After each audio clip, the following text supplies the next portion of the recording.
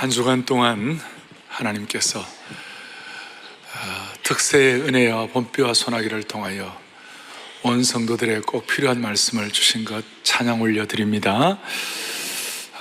어떤 권사님이 이번 특세를 통하여 이런 고백을 했습니다. 한치의 오차도 없이 매일 부어주시는 크고 놀라운 맞춤의 은혜를 통하여 스폰지에 물이 스며들듯이 마음판에 새겨져서 영적 지각 변동이 일어났습니다. 그랬어요. 다른 때는 그냥 택시 기사들이나 예수 안 믿는 버스 기사들 이런 분들이 그냥 밖에 있다가 뭐 이렇게 했는데, 이번에는 택시 기사, 버스 기사들도 들어와서 은혜 받은 분들이 계세요. 그리고 10여 년 전에 결혼한 지 10년이 돼도 아이가 없었는데 10여 년 전 특세에 기도하다가 하나님 아이들을 주셔갖고 그 아이가 10살이 돼갖고 특세 동지가 되어서 아빠와 함께 나와 은혜를 받는 거예요. 여러분은 보통인지 모르지만 그분들 가정은 너무 큰 축복이에요. 자, 이런 참 은혜를 주신 주님을 찬양하고 너무 감사한 일이죠. 오늘 그 특세 은혜를 가지고 믿음의 담대한 용사, 담대한 믿음의 용사, 우리가 믿음으로 모험하는 것에 관해서 조금 말씀을 나누도록 하겠습니다. 사무엘하 10장은 이 내용은 나름대로 이렇게 구약에 중요하기 때문에 역대상 19장에서 다시 한번 반복해서 이 내용을 조금 더 설명을 하고 있어요. 같은 내용이 나와 있어요. 자, 오늘 시작은 구조가 앞부분의 구조와 비슷합니다. 사무엘하 9장 앞부분에 보면 내가 요나단을 인하여 요나단의 그 자녀 자손에게 은혜를 베풀리라, 은총을 베풀리라. 그런데 오늘 10장 2절에도 뭐라고 나와 있느냐, 이렇게 나와요. 10장 2절에 다윗이 이르되 내가 나하스의 아들 한운에게 은총을 베풀되 그의 아버지가 내게 은총을 베푼 것 같이 하고, 그래서 다윗이 그의 신하들을 보내어 그의 아버지를 조문하러 갔다, 뭐 이런 내용이 나와 있습니다. 암몬의 왕국 가운데서 한운이라는 새로운 왕이 등극을 하는데 다윗이 그걸 보고 좋게 여겨서 이렇게 그 아버지와 좋은 관계를 가진 것처럼 그 새로운 왕에게도 그런 은총을 베풀겠다, 이렇게 얘기를 했는데, 여러분 참 독특한 것이 이런 은총과 은혜에 대해서 어떻게 반응하느냐에 따라서 달라지는 것이에요. 무비보셋의 입장에서는 그걸 그대로 받아들였어요. 그냥 그대로 선의로 받아들이고, 거리감도 있고 어떻게 보면 적대감이 있을 수도 있는데 그냥 그대로 잘 받아들여가지고 무비보셋은 하나님의 은총을 받는 그런 하나의 실제적인 그런 사람이 됐어요. 근데 오늘 한운은 이렇게 다윗이 은총을 베풀겠다고 마음먹고 신하들을 보내어서 같이 조문하고 같이 이렇게 축복을 하고 싶었는데, 이제 3절 4절에 보면 그 암몬 그 왕국에 들어갔는데 신하들이 말이에요, 한운과 그의 신하들이 다윗이 보낸 이 사절단에 대해서 어떻게 생각했느냐, 이 사람들은 우리에게 은혜를 주려고 온 사람들이 아니라 우리나라를 염탐하고 우리나라를 갖다 스파이처럼 이렇게 와가지고 정보를 받아가가지고 우리나라를 정복하려고 하고 우리를 죽이려고 한다고 하는 이런 이상하게 왜곡되고도 꼬인 내용, 꼬인 이런 반응을 가졌어요. 그것으로도 끝나면 좋은데 왜곡되고 꼬인 감정을 가지고 어떤 일이 벌어졌느냐, 4절에 이 한운이 다윗의 신하들을 잡아가지고 그들의 수염의 절반을 깎고 그들의 의복의 중동 볼기까지 자르고 돌려보냈다. 옛날에 남자들에게는 그 당시에 이 수염이 자기의 명예의 하나의 표현인데, 자기의 어떤 디그니티의 어떤 그런 표현인데, 이걸 반을 잘라버리고 또 하체에 볼기를 드러내는 이런 일까지 했으니 얼마나 수치스럽겠어요. 이것은 다윗의 체면을 땅에 짓밟는 것이었고 인격을 멍들게 하고 다윗의 얼굴에 침을 뱉는 것과 같은 행위였어요. 너무나 수치스러워가지고 5절에 이제 이 일을 알고 난다 다윗이 그 수염 깎이고 볼기가 드러난 사람을 어떻게 하겠냐, 수염 자랄 때까지 기다리다가 머물다가 안타까운 마음을 가지고 잘 해결이 되면 다시 들어오게 하라, 그렇게 얘기할 정도였어요. 혹시 우리 가운데서 자신의 인격의 수염이 절반이나 깎이고 자신의 하체가 드러나는 같은 수치를 당해본 적이 있는지 모르겠어요. 특별히 가까운 사람으로부터 이런 취급을 받아보았는지요? 나는 진심으로 대했는데 고소장을 받은 적이 있는지요? 잘 대해줬는데도 수치를 받은 적이 있는지요? 우리 주위에는 이 선을 악으로 갚는 사람들이 있을 수 있어요. 과거에 나발이 그랬어요. 제가 나발 아비가일 설교도 했잖아요. 다윗의 선의를 악으로 받아들였죠. 심지어 사울왕 같은 경우도 마찬가지예요.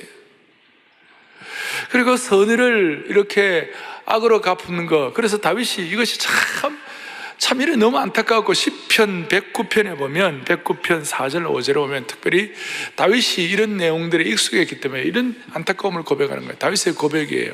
나는 사랑하나 그들은 도리어 나를 대적하니 나는 기도할 뿐이라. 5절 다 같이 보죠. 그들이 악으로 나의 선을 갚으며 미워함으로 나의 사랑을 갚았다. 참 이런 안타까운 나발 같은 경우, 오늘 이런 암몬의 한운 같은 이런 일들이 일어나는 거예요. 더더구나 이제 이걸로 끝이 아니에요. 다윗 이제 이 사람들이 이렇게 해놓고 난 다음에 혹시 다윗이 자기들을 쳐들어오면 어떻게 하나 이런 어떤 생각들 때문에 연합군을 형성했어요. 그 다음에 그 암몬 사람들이 아람 사람들을 고용하고 10장 15절 16절 나오고 다윗과 싸우려고 한 것이에요. 자, 이럴 때 우리는 어떻게 해야 하나? 수치를 주고 모욕을 하고 연합군을 만들어서 공격을 하고 죽이려고 할 때 어떻게 해야 하나? 다른 길이 있어요, 여러분? 첫 번째는 은총을 경멸할 때, 두 번째는 이럴 때 우리가 다른 길이 없어요. 다윗과 함께 다윗과 함께 용사였던 요압이라는 장군이 있어요. 강력한 요압이라는 용사였어요. 그 요압 동생이 아비새라는 담대한 용사가 있었어요. 물론 요압이 나중에 말년에 조금 문제가 있긴 했지만 그래도 이때는 강력한 장군이었어요. 담대한 믿음의 용사였어요. 어떻게 해결하느냐? 담대한 믿음의 용사를 가지고 해결하는데 다윗이 그렇게 준비를 하고, 그리고 실제적으로 오늘 요압과 아비새를 통하여 받는 우리 교훈이 있어요. 오늘 요압과 아비새, 특별히 요압이 말한 사무엘하 10장 12절 이럴 때 요압과 용사의 온 무리를 보내었을 때 요압이 자기와 맞서는 이런 그 암몬과 아람의 대군 연합군들을 보면서 12절 뭐라고 되어 있어요? 너는 뭐 하라고요? 담대하라. 우리가 우리 백성과 우리 하나님의 성읍들을 위하여 담대히 하자. 여호와께서 선히 여기시는 대로 행하시기를 원하노라 그랬어요. 오늘 우리가 가져야 할 수많은 우리의 삶의 우여곡절이 일어나는 이런 상황 가운데서 우리가 감당해야 할 중요한 몫이 뭐냐? 너는 담대하라. 이 요압의 이 권면을 우리의 귀에 쌩쌩하게 들어야 돼요. 우리 백성과 우리 하나님의 성읍들을 위하여 담대히 하라. 담대히 하라. 담대히 하라. 그리고 이 담대함을 가지고 이런 상황을 이겨내는데, 사사기나 오늘 사무엘상하나 역대기에 보면 이 담대한 사람들, 특별히 사무엘하 23장, 뒤에 사무엘하 23장에 나오는데 다윗과 함께하는 강력한 믿음의 용사들이 있었어요. 엘르아살이라는 용사가 있었어요. 이 엘르아살은 나중에 블레셋 사람들과 싸우려고 하는데 너무나 많은 사람들이 들어와가지고 이스라엘 사람들이 다 도망가버리고 엘르아살은 혼자 남았어요. 그런데 혼자서, 과거에 조자룡이가 막 혼자서 막 하듯이 있잖아요. 막 그렇게 하고, 삼마라는 사람이 있었어요. 삼마라는 사람은 블레셋 사람들이 때를 지어 녹두나무가 가득한 밭에 모였어가지고 그렇게 공격하는 이스라엘 백성들이 다 도망갔는데 삼마 혼자서 남아가지고 블레셋과 싸워서 이겼어요. 일당천, 일당만의 사람들이 되었다는 것입니다. 그래서 오늘 우리가 기억할 것은, 하나님은 하나님의 담대한 용사들을 세워서 하나님이 일하신다 그거예요. 그리고 그 결과는 오늘 보니까 뒤에 나오죠. 어떤 일이 일어났나요? 하나님이 승리를 주셨는데 14절에 보니까 그를 치려고 모였던 많은 나라의 연합군대가 전부 도망을 가버렸고, 나중에 다윗은 17절과 18절에 오면 다윗이 아람 사람 기마병 4만 명과 병거 700대를 다 처리하고 그 적군들을 다 죽였다는 이런 승리를 가진 내용들이 나와 있습니다. 오늘 저는 이 말씀을 이제 이렇게 여러분들에게 나누면서 제 마음에 생겼던 기도 제목과 소원은 이것이었어요. 하나님 아버지, 하나님의 백성과 하나님의 성읍들을 위한 하나님의 용사들을 허락하여 주시옵소서. 그리고 이 용사들의 필수 요건은 영적인 담대함이라는 것입니다. 우리 교회 용어로 말하면 영적인 기백이라는 것이에요. 영적인 기백이다. 그런데 이 영적인 기백이 있어야 하는데도 불구하고 어떤 신앙인들은 기백이 없고 어떤 신앙인들은 제풀에 지쳐가지고 힘들어하는 분들이 있어요. 사랑하는 영적 가족 여러분, 하나님과 하나님의 백성과 하나님의 성읍들을 위하여 우리가 만약에 이런 기백들을 갖지 못하고 담대하지 못할 때에, 두려워 떨 때에 하나님이 기뻐하지 않는 거예요. 그건 나 혼자로 끝나는 거 아니에요. 하나님의 백성들이 담대히 기백을 가져야 할 때 기백을 갖지 못하고 두려워 떨게 되면 무슨 일이 벌어지는가? 신명기 20장 8절 같은 일들이 벌어지는 거예요. 보시겠습니다. 두려워서 마음이 허약한 자가 있느냐? 그는 집으로 돌아갈지니 그의 형제들의 마음도 그의 마음과 같이. 보세요. 내가 두려워서 마음이 허약해가지고 떨고 그렇게 할 때에 자기만 죽는 것이 아니라 그의 형제들의 마음까지도 같이 낙심시키는 것이에요. 과거에 12정탐꾼을 갖다가 보냈을 때 그들이 돌아와서 10정탐꾼이 보고할 때에 자기들의 그 두려움과 자기들의 낙심과 자기의 어떤 그 메뚜기 의식이 무슨 일이 벌어졌나요? 이스라엘 백성 전체에게 영향을 끼쳐가지고 모두가 다 마음이 물처럼 녹았고 낙심하고 그랬잖아요. 그래서 우리는 남들을 낙심케 하는 영향을 주는 사람들이 아니라 하나님께서 우리 모두에게 강력한 믿음의 담대함을 가지고 믿음의 용사들로 삼아주시기를 바라는 것입니다.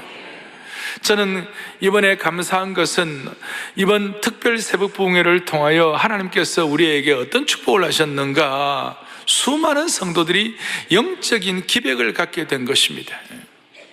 영적인 기백을 갖게 됐어요. 하나님의 사람들에게도 두려움이 있지만 그 두려움을 믿음의 기도로 승화시킬 때 하나님은 담대한 기백을 주신다는 것이에요.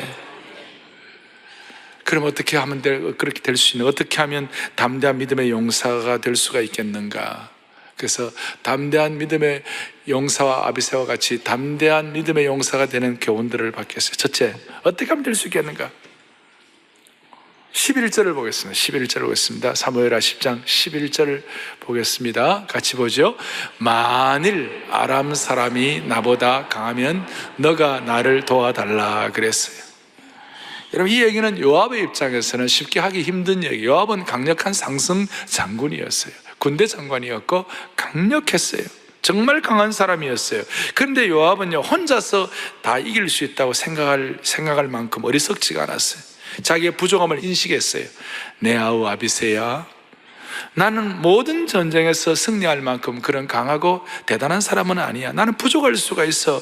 그러니까 내가 너에게 필요한 것을 도움을 요청한다 그랬어요. 도움을 요청하는 이런 마음의 자세는 일단 요압같이 강력한 장군이 쉽게 할 수 있는 일은 아니었지만 겸손의 태도에서 나온 것이에요.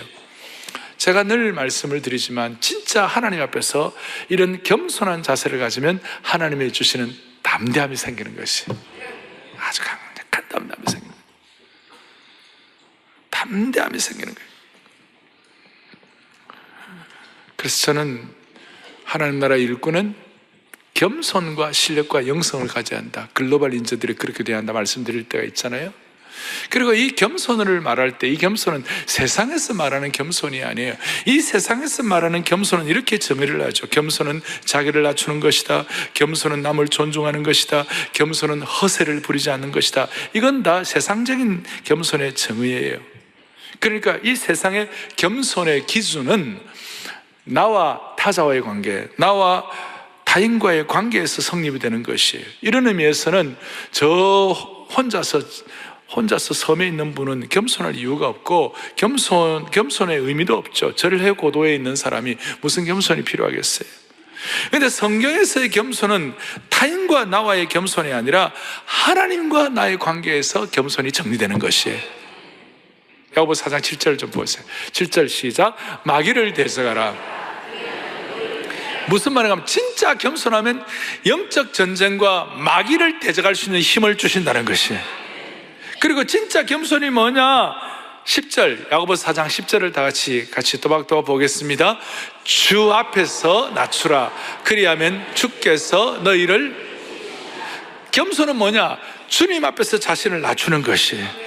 주님 앞에 자신을 낮추면 주님이 높여주시는 것이고, 이 주님 앞에서의 겸손은 마귀를 대적할 수 있는 영권을 갖는다는 것이에요. 그러니까 겸손이라는 것은 하나님 앞에서 자신을 낮추는 것이고, 한마디로 하나님을 두려워하고 경외하는 것이라고 말할 수 있습니다. 성경의 겸손은 하나님을 두려워하는 거예요. 그러니까 우리가 하나님 앞에서 자신을 낮춘다는 것은 하나님을 두려워하고 경외하는 것이고, 여러분 이렇게 말할 수 있습니다. 하나님을 진심으로 두려워하면 사람을 두려워하지 않을 수가 있는 것이에요.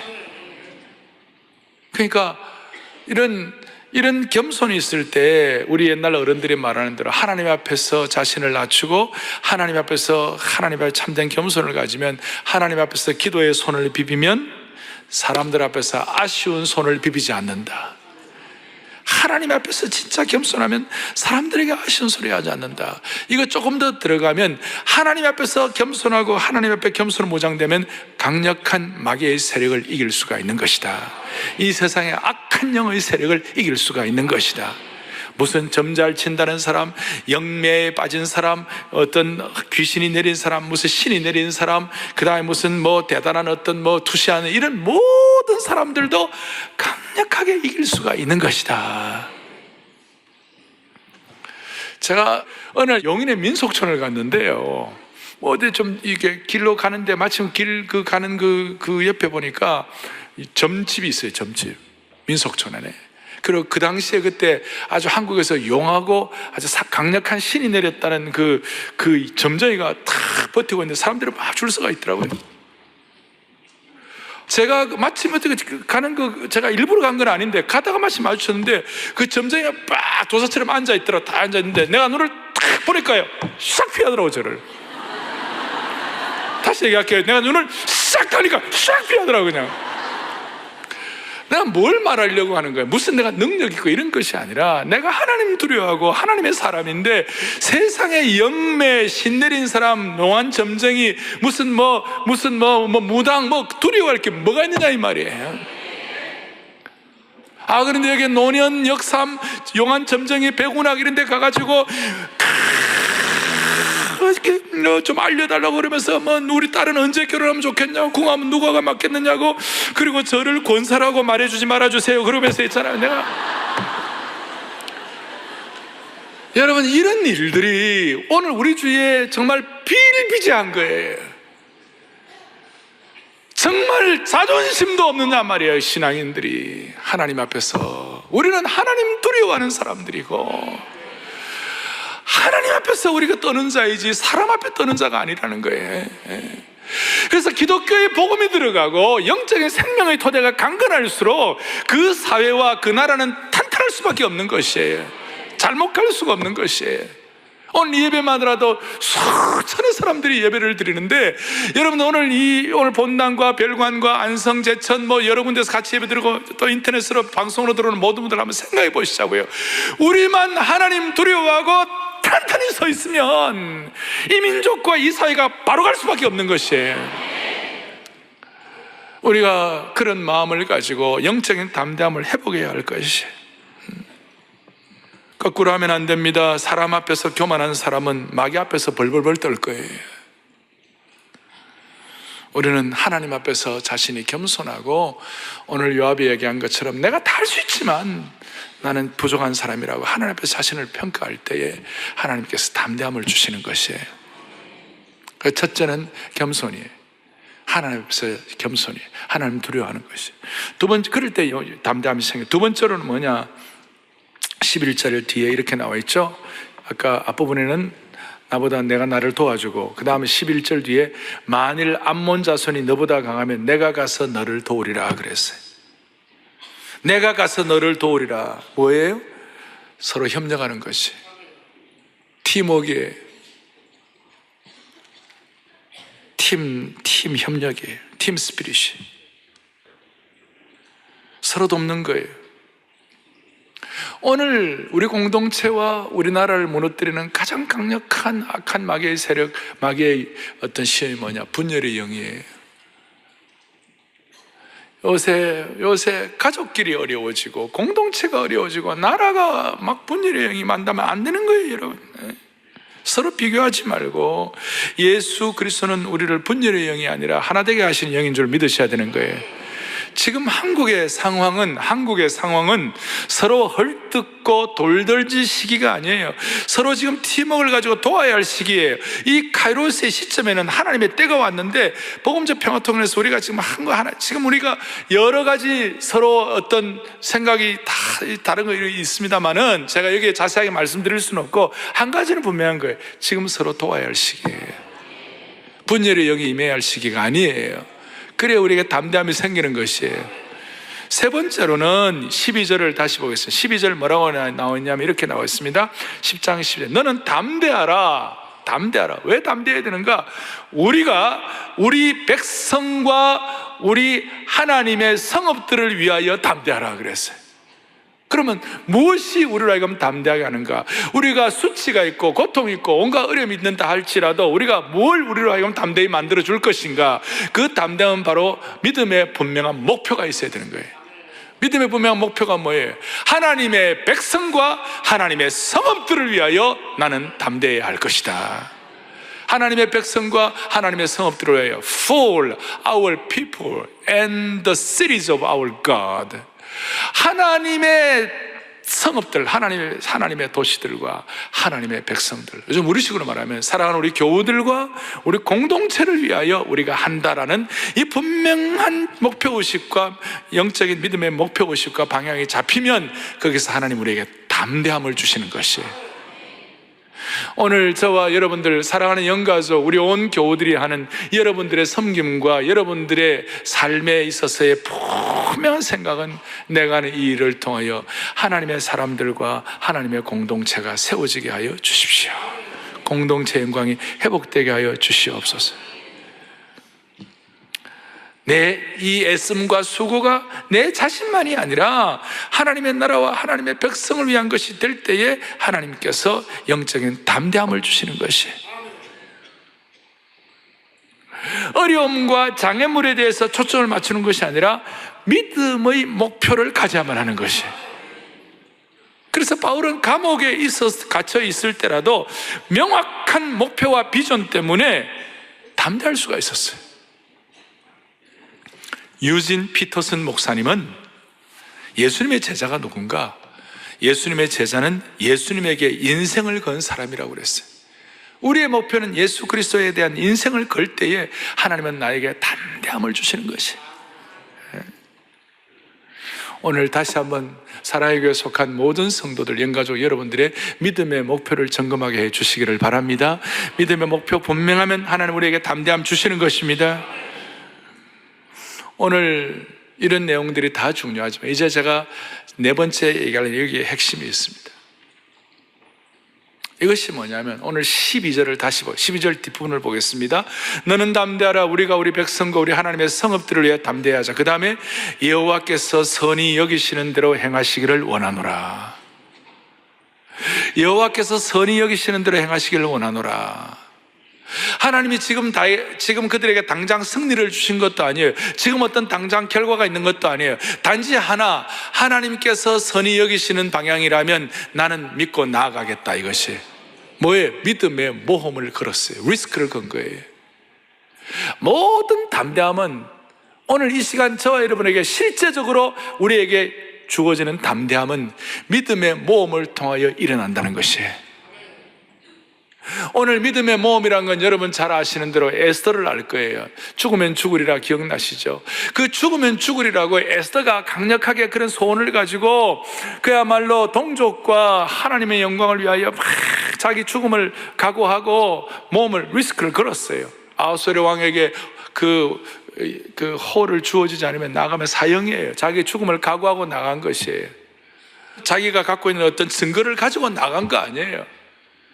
하나님의 음성을 당장 듣고 나간 것도 아니에요. 그냥 자기 마음속에, 그렇지, 자기 나름대로 일반적인 지혜와 그 다음에 믿음의 기도를 통해서, 그렇지, 나는 나아가야 죽으면 죽으리라, 그거예요. 그게 뭐냐면 12절 뒤에 있는 것처럼 여호와께서 선히 여기시는 대로 행하실 것이다. 그거 하나 믿고 나아가는 거예요. 이게 믿음의 모험이에요. 오늘 우리는 두 종류의 인생을 살 수밖에 없어요.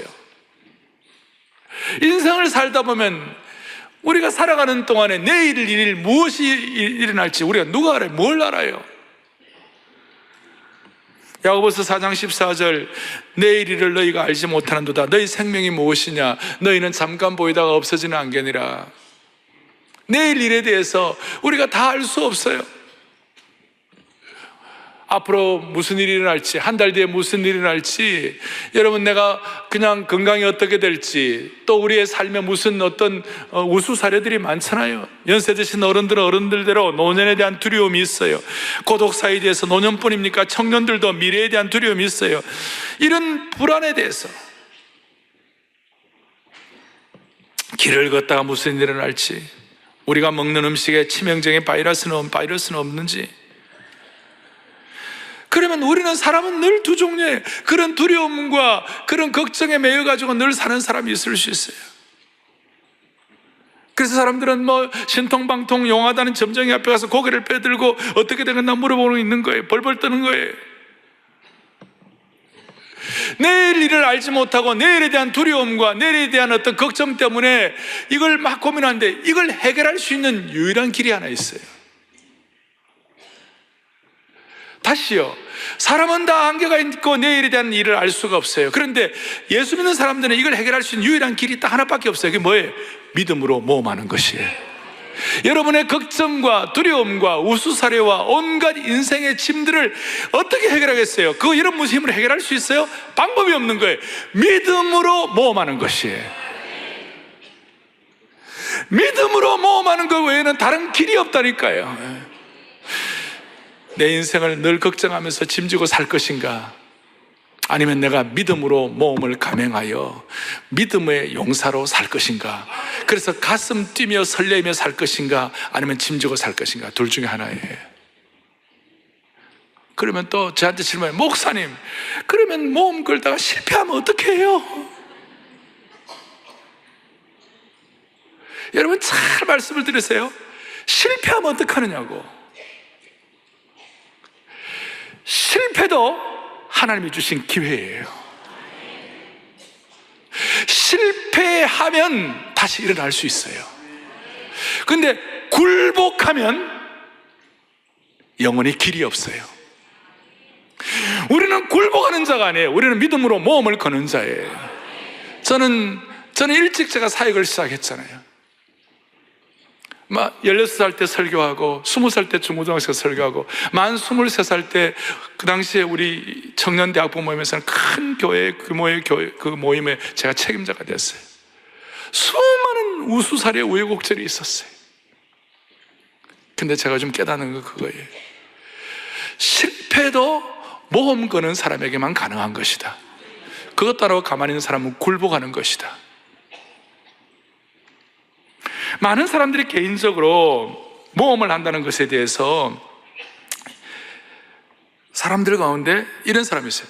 나는 하나님이 말씀하시면 그 이후에 순종하겠다. 그리고 하나님이 말씀하실 때 기다려요. 죽을 때까지 말씀 안 하시는 거예요. 하나님이 나에게 확실한 징표를 보여줄 때까지는 내가 꼼짝도 안 하겠다. 그런 분들이 계세요.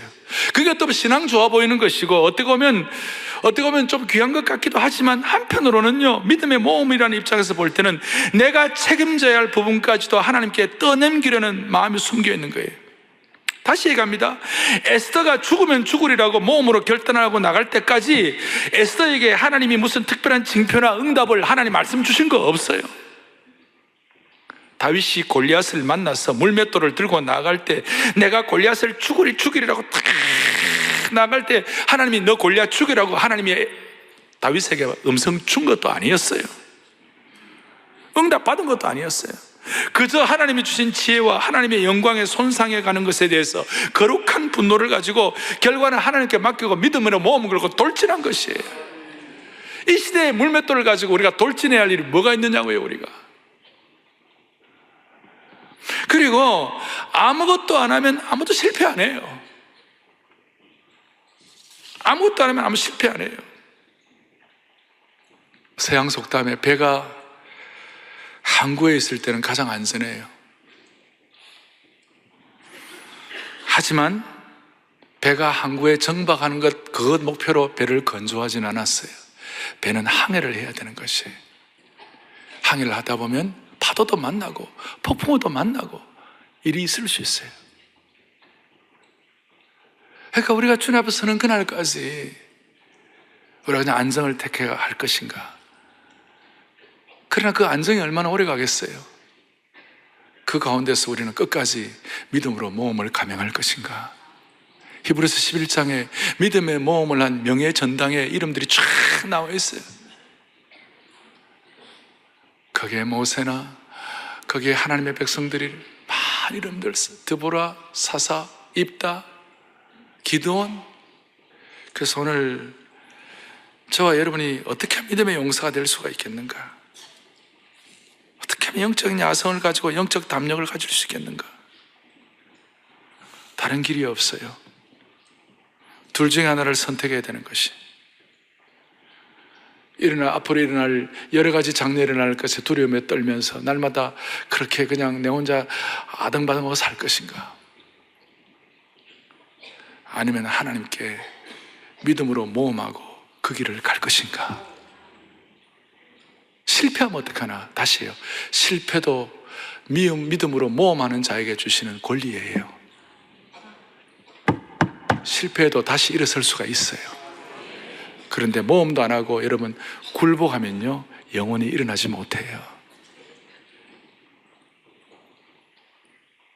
나는 오늘 특별히 젊은이들에게 이 말씀을 드리고 싶어요. 또 마음이 젊은 어른들에게도 이 말씀을 드리고 싶어요. 사랑의 교회도 이때를 위하여 세워진 줄로 믿습니다. 40년 동안 축복과 은혜를 부어주신 이유는 하나님의 시간, 하나님의 카이로스에 우리의 믿음의 모험을 걸도록 그렇게 하나님이 원하시는 것 같아요. 그리고 앞으로 40년은 믿음의 모험을 가지고 가슴 뛰고 익사이팅하고 스릴이 넘치는 그런 역사가 되기를 원하는 것입니다. 믿음으로 모험한다고 해서 다 성공이 약속되는 게 아니에요. 예를 들어 세례 요한은 믿음으로 목숨 걸고 직언했는데 참수당했어요. 바울도 처형당했어요. 성령님의 은혜로 수많은 사람들이 중국과 아프리카와 한국에 옛날에 선교사로 왔는데 그들의 젊은 선교사들의 믿음이 얼마나 많은지 몰라요. 그런데 하나님께서 믿음으로 모험하도록 우리 앞에 수많은 선진들의 예를 주셨어요. 믿음으로 모험하는 거룩한 모험의 예가 있어요. 아브라함이 그랬어요. 아브라함은 우리의 믿음의 조상이요, 우리 신앙의 표본이에요. 아브라함은 믿음으로 모험을 감행하는 어떤 DNA, 유전인자를 아브라함의 후예들에게 다 주신 것 같아요. 갈 바를 알지 못하고 나갔어요. 갈 바를 알지 못하고 나갔다. 믿음으로 모험했다, 그 뜻이. 그래서 아브라함의 DNA가 있는 사람들은 이 갈 바를 알지 못하는 믿음의 모험을 거는 거예요. 리스크를 거는 거예요. 아브라함이 그 모험을 감행함으로 말미암아 하나님의 나라 역사를 새롭게 썼어요. 그런데 우리는 이런 믿음의 모험을 감행하면 아브라함처럼 하나님의 나라 역사를 새롭게 쓰지는 못할지라도 적어도 내 가정의 역사는 바꿀 수가 있는 것이에요. 내 개인과 가정의 역사는 바꿀 수가 있는 것이에요. 제자훈련을 통하여, 특세를 통하여 한 사람이 변화되었을 때에 어떻게 되는 거예요? 시어머님이 바뀌고 남편이 변화되고 딸들이 변화되어가지고 같이 이 특세에 참여해가지고 그 반대하던 분들이 옆에 남편이 같이 와가지고 같이 울고 있는 거예요. 강력한 믿음의 용사예요. 믿음의 모험은 리스크가 있죠. 그래서 사람들이 쉽사리 모험을 안 하려고 해요. 그렇지만 우리는 이번 특세에도 우리가 했습니다만, 우리는 신앙이란 것은 보이는 대로 믿는 것이 아니라 뭐예요? 믿음의 모험을 통하여, 그 다음 뭐예요? 믿음을 통하여 보는 것이라고 했어요.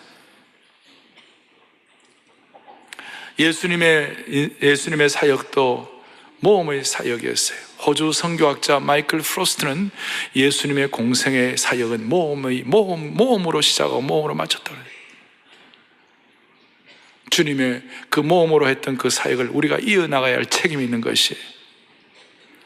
그리고 이런 믿음의 모험은 거룩한 용기가 없이는 감행될 수가 없어요. C.S. 루이스 같은 신앙 선배는 용기가 모든 신앙의 미덕들 가운데 최고라고 했어요. 오늘 다시 한번 이때를 위하여 믿음의 모험을 감행하기를 바랍니다. 제가 토요일 전 새벽 예배 때 한번 말씀드린 것 같은데, 니시마 조라는 일본 하급 무사가 있었어요. 자기는 자기 젊음과 인생에 대해서 늘 고민했어요. 21살 때 그 당시 일본의 막부 사회는 해외 여행을 인정하지 아니하고 비자도 안 줬어요. 그러니까 미국 선박을 타고 밀항을 했어요. 어디로 밀항을 했냐? 보스턴으로 밀항을 했어요. 보스턴에 밀항을 해가지고 거기서 참 내가 어떻게 살아야 하나. 그런데 어쩌지 연결이 돼가지고 보스턴의 필립스 아카데미라고 들어보셨습니까? 아주 그 대단한 고등학교가 있는데 21살짜리가 다시 고등학생이 됐어요. 그리고 대학은 엠허스트 칼리지라고 그 공부를 열심히 했어요. 그리고 앤도버 신학대학이라고 나중에 하버드 대학 신과대학이 되는데, 그러니까 아주 좋은 교육을 받죠. 한 11년 동안. 그런데 하나님께서 그에게 믿음의 모험을 하겠다는 마음을 주셔가지고 교회를 다니면서 펀드레이징을 해가지고 그 당시로서는 큰 돈인 5,000불을 모았어요. 5,000달러를. 그리고 다시 믿음의 모험을 가지고 일본 자기 고향으로 들어갔는데 교토, 지금 교토, 도쿄가 아니고 교토에 가가지고 대학을 세웠어요. 대학 세워 처음에 영어와 신학을 가르쳤어요. 그 학교 이름이 도시샤 동지사 대학이에요. 그 동지사 대학은 일본의 3대 사립대학 안에 들어갈 정도에, 거기 우리 윤동주 시인이 동지사에서 공부를 했고 정지용 시인이 도시사에서 공부를 했어요. 지금도 그 학교의 캠퍼스에 가면 거기에 윤동주, 정지용의 시비가 있어요. 그런데 제가 말씀드린 핵심은 이거예요. 니시마조의 핵심은 이거예요. 믿음으로 모험하라. 그래가지고 거기 캠퍼스 안에다가 믿음으로 모험하는 것에 대해 입지 딱 해가지고 서 있어요. 제가 사진까지 찍었어요. 믿음으로 모험하는 것을 뜻을 세우라. 오늘 이 시대의 아브라함, 이 시대의 니시마조를 찾습니다. 사랑의 교회는 믿음으로 모험하겠다고 이번 특세에 결단을 내렸습니다. 앞으로 사랑의 교회 교육은 단순히 아이들을 가르치고 이해시키고 어느 정도 이렇게 하는 교육 정도가 아니다. 앞으로 사랑의 교회 교육은 선교 정책으로 나아야 할 것이다. 선교가 무엇입니까? 선교는 하나님이 주시는 그 일에 대해서 목숨 걸고 믿음의 목표를 가지고 믿음의 모험을 통하여 자신을 던지는 사람만이 감당할 수 있는 것이 선교예요. 아이들에게 뭘 가르치고 뭘 전하고 뭘 이해시키는 정도가 아니라 이제는 생명을 걸고 강력한 선교가 되어가지고 다음 세대를 하나님의 믿음의 세대로 만들어야만 할 것이에요. 모험이냐 쇠퇴냐, 역사의 가장 중요한 커뮤니케이션의 대전환이 일어나는 시기마다 부흥이냐 쇠퇴냐가 결정되는 것이라고. 필사시대, 그 다음에 또 뭐예요? 그 다음에 인쇄매체 시대, 막 부흥이냐 쇠퇴냐. 그 다음 또 뭐예요? 영상시대, 부흥이냐 쇠퇴냐. 지금은 SNS 시대, 소셜 혁명 시대예요. 이 시대가 지금 부흥이냐 쇠퇴냐의 기로에 서 있는 것이에요. 우리가 믿음의 모험을 통하여 오늘 이 시대가 한국 복음주의 교회가 쇠퇴하는 것이 아니라 다시 한번 복음주의 교회가 부흥할 수 있도록 은혜 위에 은혜를 덧입혀 주시기를 바랍니다.